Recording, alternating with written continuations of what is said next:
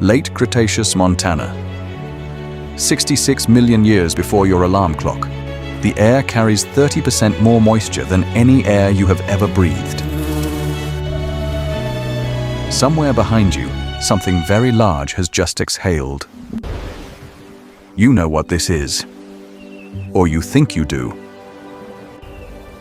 For over a century, every museum on Earth showed you the same animal, upright, tail dragging, jaws open, roaring at the sky. Every single one of those museums was wrong. And the truth is stranger than any of them imagined. This is the Tyrannosaurus every generation was taught.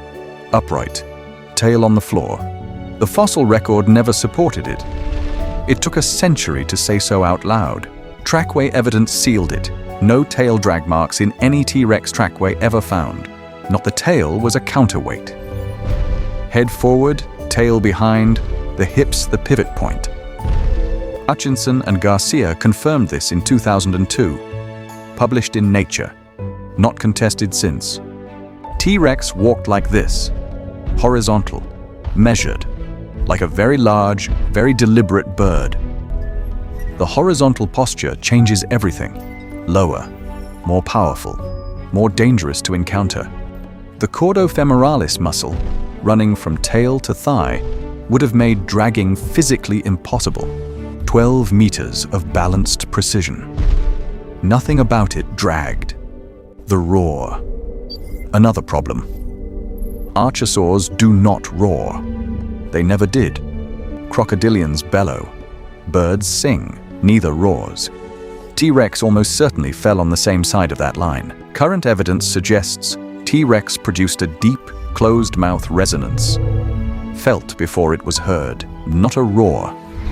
Something quieter. And considerably more unsettling. T-Rex could not sprint at 50 miles per hour. The 2002 Hutchinson study settled this. To sprint at those speeds, the leg muscles would need to weigh as much as the rest of the animal combined, 12 to 17 kilometers per hour. A fast walk, enough to outlast prey over distance. It did not need to chase, it needed to outlast, to wait, to select. Every incorrect assumption was built on the wrong posture, the wrong speed, the wrong silhouette. Each decade stripped another assumption away. The animal underneath kept getting stranger. And then, in 2023, the face changed forever. Rice and Larson, writing in Science. The argument came down to tooth enamel texture. Crocodilian teeth dry out without lip protection. The enamel roughens. T-Rex teeth did not show that damage pattern. Lips are not unusual in theropods. The unusual assumption was that T-Rex was missing them. This is what the face looked like. Not what 100 years of films showed you. Look at the eyes. Both face forward. The orbital overlap is large. A binocular field comparable to a modern eagle. On a head the size of a car bonnet. Depth perception. The ability to judge the precise distance to a moving target. Current estimates place the target resolution range at 6 kilometers. That is not a guess. That is anatomy. 6 kilometers. Better than an eagle. On an animal that weighed 8 tons. T-Rex was not a pursuit predator. It was a detection predator. It found you long before you found. The facial bones carried a dense network of nerve and blood vessel channels. This was not ordinary anatomy. Crocodilians use similar structures to read disturbances in water. T-Rex may have read the world through its face. An ambush predator that could see you from 6 kilometers and read the air between you. Now, the arms. Paleontology's most debated, unanswered question. Nobody agrees. Yet, the arm is not small. It is small relative to the animal. On its own, it is longer than a human arm. Each arm could pull around 180 to 200 kilograms. These were not decorative structures. 3 working hypotheses. Gripping prey during a kill bite carries the most support currently. The bite was the weapon. The arms may have been the lock that held the target in place while the weapon reset. The juvenile tells a different story. The relatives do too. B. A Tyrannosaur relative, 9 meters long, fully feathered, fossil conformation. Feathering ran in the Tyrannosaur family. Whether T-Rex kept it through adulthood is still being worked out. Juvenile T-Rex, leggier, faster, and almost certainly feathered in youth. The fossil record points that way. The adult retained smooth scales across most of its body. Montana in the late Cretaceous was warm and seasonal, a warmer world. Full body insulation on a 9-ton animal would have created a serious heat management problem. The feathers thinned as the animal grew, a thermal regulation response as body mass increased. Sparse traces at the dorsal crest. Mostly scaled, an animal built for its precise environment. Everything about this animal is calibrated. Nothing is accidental.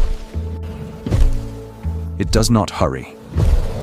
Speed was never the point. It selected. It studied. It committed only when the odds favored the outcome. The terrain was a tool. The ridge between predator and prey was not coincidence. This is what ambush looks like at 8 tons. Quiet, patient, methodical. Forward-facing eyes never left the target. 6 kilometers of range now collapsed to 300 meters. Patience is not a mammalian invention. It belongs to every predator the Cretaceous ever built. The gap between this animal and the herd is now wide enough, but then it moves. Not fast. Fast enough. The decision was made 200 meters ago. The detection advantage was always the whole plan. What happened next is not in question. What is in question is how we chose to misunderstand this animal for so long, over a century of inherited error. Each generation taking the last one's mistake and building on it. Henry Fairfield Osborn formally described T-Rex in 1905. He had 2 partial skeletons. He did what he could with what he had. The mistake was continuing to display it that way after the evidence changed. Each decade brought corrections. The animal in most museums barely changed. New specimens are being excavated right now. Each one has the potential to revise the picture again.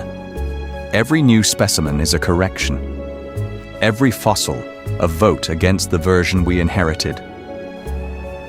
4 things confirmed.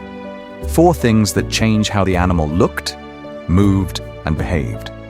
3 more in the evidence column. 1 still open. This is how science actually works. Before the revelation. Hold this image. The animal that just crossed this frame is not the one you grew up with. And what it actually was is what paleontology has spent a century building toward. This is the current scientific reconstruction of Tyrannosaurus rex. Apply everything from the last 7 minutes. No tail on the ground. No open roaring jaws. No theatrical pose. Just the animal. Every tooth hidden. The jaw sealed. A face reading the world rather than announcing itself. These eyes could locate a moving target at 6 kilometers. This is anatomy, not metaphor. 8 tons, 12 meters. Calibrated by selection for precisely this world, a system. The most refined predatory system the Cretaceous produced. Same animal, different century, different science. A completely different result. The teeth were preserved by those lips. The enamel stayed smooth because it was protected from drying out. The teeth revealed themselves only when needed. That changes the silhouette. It changes the face. 57,000 newtons of bite force. No land predator before or since has come close. The jaw was built for bone. Not just flesh, bone. And the fossil record confirms it used it that way. T-Rex ate bone. The fossil record says so, directly. It ate, it returned. The day arranged itself around the animal's biology. This ecosystem ran for 2 million years. The same floodplain, the same river, the same cast of species. T-Rex was not the only predator in this ecosystem. It was the top of a web that included dozens of species. Hell Creek, Montana, 66 million years ago. The most thoroughly studied Cretaceous ecosystem on Earth. This animal existed in this world for 2 million years. Not as a symbol, as a working part of a living system. This world ended 66 million years ago. We know this because of what sits in the rock just above the layer that contains it. 1 centimeter of gray clay. That is all that separates this world from the next one. Iridium, rare on Earth, common in asteroids, concentrated in that same layer on every continent. Somewhere in that sky, the clock was already running. The T-Rex did not know this. The night was ordinary. Every night was ordinary. Until one was not. The animal did not go extinct as a weak or failing species. It was the dominant terrestrial predator on Earth, and that is why the misconceptions matter. This was not a slow lizard walking into history. It was precise, alert, refined by 66 million years of selection into exactly this form. A footprint 75 centimeters long. Each step, the ground absorbed 8 tons. An animal in complete command of its environment. For 2 million years. The version most people carry in their heads never existed. This one did. The museum version says more about the scientists who built it than about the animal. Children pointed at that pose for 100 years and felt fear and wonder. The pose was wrong. The wonder was entirely real. Some museums are already correcting their mounts. The process is slow, and it is happening. The posture, the tail, the lips, these are not minor adjustments. They add up to a different animal. New fossil discoveries are revising the picture right now. The science has not stopped. 68 to 66 million years ago. 2 million years as a species. Not a brief experiment. T-Rex existed as a species for 6 longer than anatomically modern humans. As a lineage, it did not fail. It drank. It slept. It raised young. Not a concept, a living animal in a living world. The T-Rex in every museum you have visited had the wrong posture. Its tail never touched the ground. Not once, in any trackway, ever. That is not a contested point. It is confirmed. This world ended with a 12-kilometer rock, traveling at 70,000 kilometers per hour. The T-Rex that died at the K-Peak boundary looked nothing like the one in popular memory. That is what the fossil record now tells us. T-Rex's closest living relatives are birds. Every bird you have ever seen carries a branch of that family tree. The binocular vision, the precision of movement, the thermal complexity, not metaphors. The T-Rex is not gone.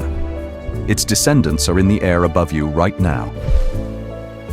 The next time a hawk scans the ground from a fence post, that is a very small version of what we just watched.